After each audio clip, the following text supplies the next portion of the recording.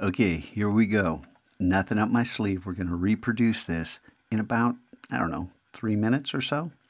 So I'm going to Command tilde over to the other one. First thing I did is I jumped this to a new layer. You can drag this down onto this new layer icon, but Command J, jump. I use this all the time. Command J, jump, jump, jump. Got it? I just jumped that image up. Then I right click over here, not on the icon, over here, and convert this to a smart object. I want it to be a smart object, so whatever I do to it, I don't change the pixels. Then came up to Filter, Blur, Gaussian Blur. Now, this effect I learned from a guy named Jim DiVitale at a Photoshop World. And he does this all the time, and he loves it. He calls it the treatment.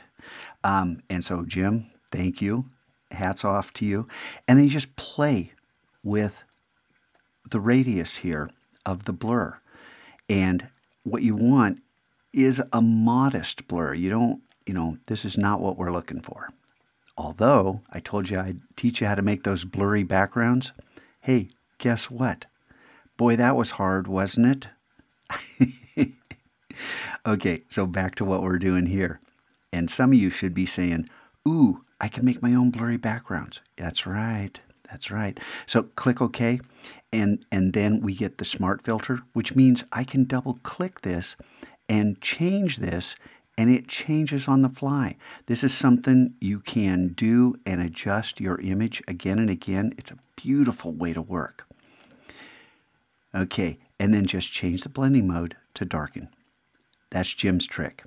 And that, if we hit Command 1, and then turn this eyeball off, that turned that into this softer image. It has kind of a painterly effect. Just beautiful. All right, so next up, I did a curves adjustment layer. I'm going to pull this over so that the curves dialog box doesn't cover it up. Click on that. And this I got from Scott Kelby, president of the National Association of Photoshop Professionals. And he said, here's a secret. I always click auto just to see what will happen. And so, and he says, sometimes it doesn't work. And then you just undo it. Undo. But I clicked it and I said, maybe. And kept it.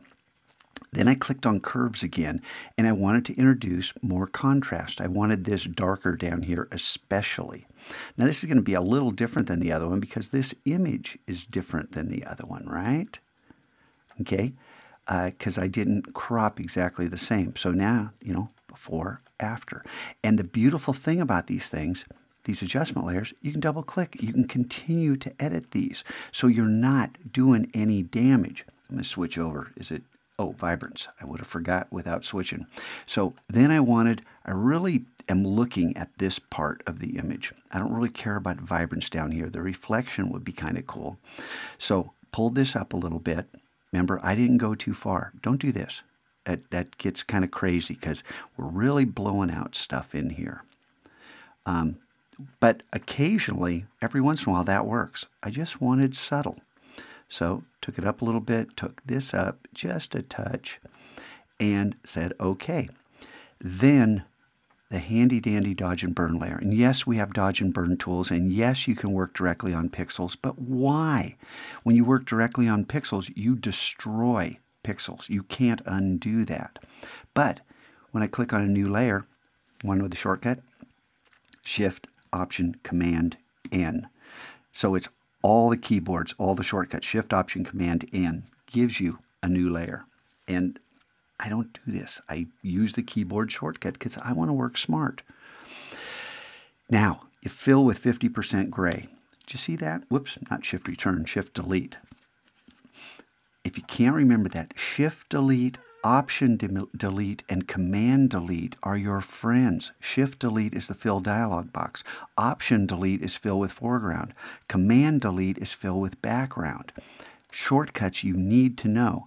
And if you go up here to Edit Fill, it says the shortcut is Shift F5, which will work. Okay, my cat wants to be part of the video. And yeah, you can do it here, but why? And forget Shift F5. Shift Delete.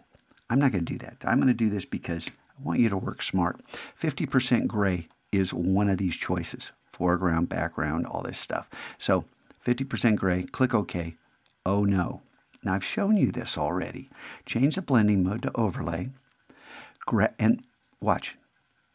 It does nothing. Nothing. Because overlay affects anything that's not 50% gray. So this does nothing. If I paint with white, I will lighten. If I paint with black, I will darken. So I make sure I hit D, default colors, and then I hit B for the brush. You can click on the brush. You can look for it in this toolbar. Just hit B, brush. Kind of simple, huh?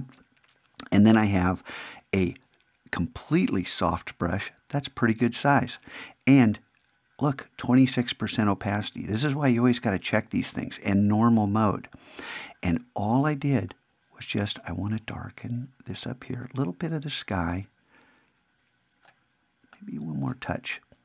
And that's it for that. The last step is we don't have any pixels. All we have are, well, these are pixels, but they're not going to help us. We need the image on a new layer.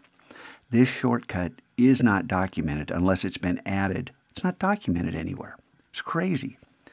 Shift, Option, Command, E gives you an everything layer. That's what I call it, so I can remember this. Sometimes if you're an adjustment layer, I'm going to undo that to take it away. Sometimes Shift, Option, Command, E does nothing. In that case, Shift, Option, Command, N, give me a new layer. Shift, Option, Command, E, give me everything. Now I have the pixels, everything below this. That is all I did to this image. Got it? Now it's your turn. And I'm not saying, please, please, please listen to this. I'm not saying that you should do this to every single image. Like I told you, this is one of an infinite number of things I could have tried. It's just one strategy, one of billions and billions, as Carl Sagan would say. Have some fun with this. And remember, get back to our image. You can Command A to select all. You can go up here if you want, but learn these shortcuts. Command A, think about it. Command A, select all. Command C, copy. Over in Illustrator, hey, you could paste this. And yeah, too big to export. That's fine. You can paste this. What about that, huh? Command V? Come on. Really? It's not going to paste? Okay. You learn something new every day. I placed it anyway. I went File, Place. Where the heck is it? Place. Okay, this is just ridiculous. Place link, place.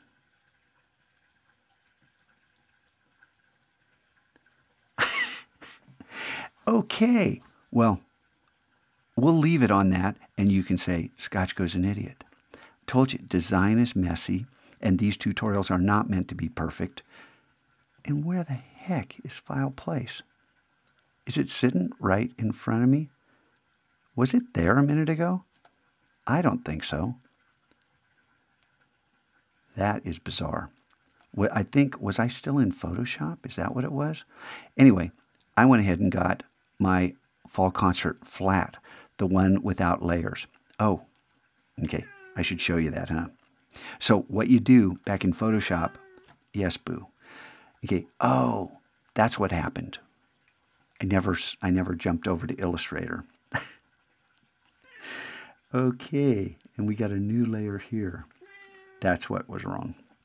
So, Command D to deselect. I'm going to throw away that layer. Then I save this file. Look, I'm going to hit F twice. So you can see. There's my Fall Concert. I saved it as Fall Concert PSD. Then, after I saved it, I went ahead and flattened the image. Did you see where I clicked? On the little hamburger right here? Click and flatten image right there. Boom. And then immediately save as, Shift Command S.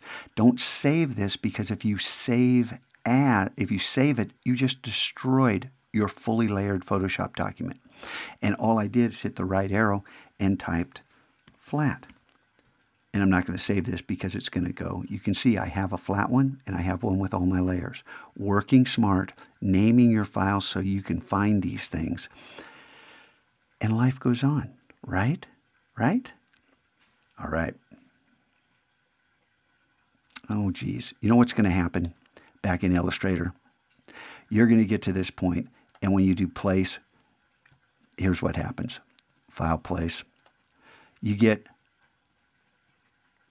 pick the flat one, click place, and you get this weird little thing here. Now see, I'm on a new layer. I'll turn these off so you can see. I'm going to come right up to the corner, click and drag down to the bottom corner. It's going to snap, get down there, snaps, then it's placed, and you can click embed. Now you can work. Sorry, this got really complicated at the end, but I'm not remaking this. I got to get to school. All right, have fun today.